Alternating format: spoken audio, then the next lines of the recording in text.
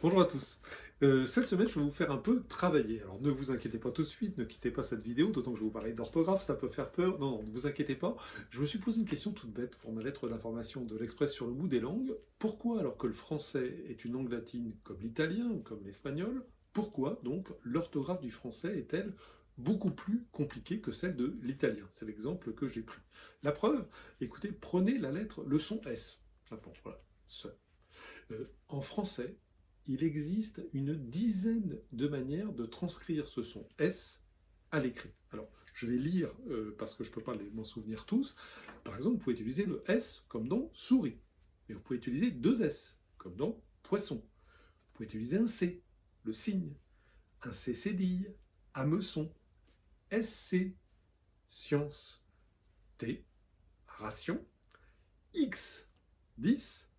TZ, quartz. TH, forsythia. SCH, asthme, et 2C avec succion. Ça n'est pas moi qui ai fait cette liste, c'est Jérôme Piron et Arnaud Euth dans un spectacle que je vous conseille, qu'on peut trouver sur Internet, ça s'appelle La Convivialité. C'est absolument formidable de réflexion, et c'est très humoristique sur notre orthographe. Avez-vous remarqué que dans l'autre sens, quand on voit la lettre S, eh bien, on peut la prononcer Z, comme dans rose, mais on peut aussi la prononcer S comme soupe, et puis on ne peut pas ne pas la prononcer du tout si vous dites les poires, par exemple.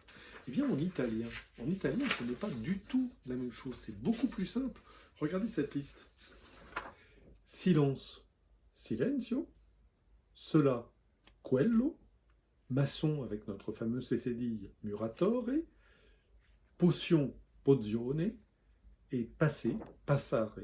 Moi qui ne suis pas italanophone, qui ne sais pas parler italien, ma prononciation est évidemment pas parfaite, mais elle est beaucoup plus simple que pour un italien. Imaginez un italien confronté à notre langue, c'est l'enfer. Un italien, tout étranger qui doit être confronté à notre langue, c'est très difficile de maîtriser l'orthographe française, alors que l'italien est beaucoup plus simple. Alors pourquoi bien pourquoi il y a deux types de raisons. Il y a des raisons techniques ou historique, disons.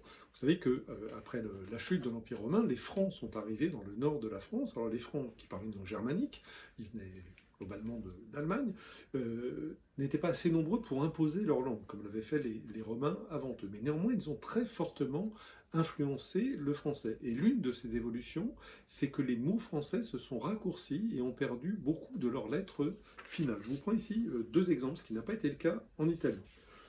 Le latin totus a donné tout en français et tutto en italien. Vous voyez la deuxième syllabe, tutto. Nous, on n'a plus qu'une seule syllabe, tout. Autre exemple avec lupus en latin, le loup en français, une seule syllabe, lupo en italien, deux syllabes. Tant et si bien que on a des lettres qui existent, le T à la fin de tout, le P à la fin de loup, qui s'écrivent mais qui ne s'entendent pas. En italien, comme ils ont gardé des mots plus longs avec la voyelle finale, ils ont gardé la consonne qui précède la voyelle, évidemment, et du coup, on lit et on entend comme ça s'écrit, c'est beaucoup plus proche que nous. Et puis, ce qui est intéressant aussi, c'est qu'il y a des raisons, oui, je vous dis des raisons techniques, des raisons d'évolution phonétique, mais il y a des raisons psychologiques, de psychologie collective. À la fin du Moyen-Âge, en France, on se rend compte que notre langue est devenue très différente du latin, plus que l'italien, par exemple. Et ça, c'est un problème à l'époque, parce que le latin, à cette époque, à la fin du Moyen-Âge, c'est la grande langue de prestige. C'est la langue de la religion, évidemment, et ça n'est pas exactement rien dans une monarchie de droit divin. C'est la langue de la justice, c'est la langue du droit, c'est la langue de la littérature, de la littérature antique, mais aussi on considère qu'on ne peut pas créer de chef-d'œuvre en français, qu'il faut passer par le latin. Et donc avoir une langue aussi éloignée du latin, on considère que notre langue, elle n'est pas très noble par rapport à l'italien. Ça va être bientôt la Renaissance et la domination italienne. Donc on complexe d'une certaine manière. Et comme on complexe, on va essayer de latiniser notre langue. Et comment on va faire? On va rajouter des lettres, on va ajouter des lettres qui ne s'entendent plus ou qui ne s'entendaient pas du tout, de manière étymologique, si je puis dire, pour redonner du prestige à notre langue. Là aussi, je vous prends quelques exemples très simples.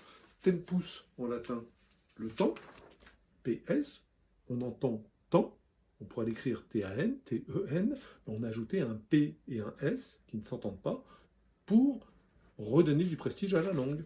Même chose avec le doigt, DOI, on pourrait l'écrire comme ça, tu vois, ça marcherait, mais on ajoute un G et un T pour rappeler le latin digitus.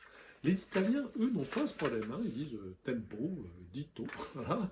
D'une part parce que ils se sentent un peu comme les descendants des Romains, ils n'ont pas tout à fait tort par rapport à nous, évidemment, puis parce que leur langue, elle est restée beaucoup plus proche du latin. Donc, ils ont choisi une écriture beaucoup plus proche de la prononciation. Il y a eu, comme en France, un débat pour savoir est-ce qu'il faut faire une langue proche de la prononciation ou une langue étymologique. En France, du temps de l'Académie française dans un premier temps, mais aussi ensuite avec nos républiques, nous avons choisi une écriture très fortement étymologique. Les Italiens, eux, n'ont aucun complexe et ils ont choisi une écriture plus proche de la prononciation. Voilà quelques raisons qui expliquent les particularités de notre orthographe. Plus de détails comme d'habitude sur la version écrite de ma lettre d'information sur le bout des langues. Pour la recevoir, c'est très simple, vous allez sur Internet, vous tapez sur le bout des langues et vous entrez votre adresse, elle est gratuite, vous la recevez automatiquement chaque mardi, et si vous l'avez déjà, merci de lui faire de la publicité, de la diffuser autour de vous si elle vous intéresse, évidemment, et d'encourager vos contacts à s'y inscrire. Je vous remercie et je vous dis à la semaine prochaine.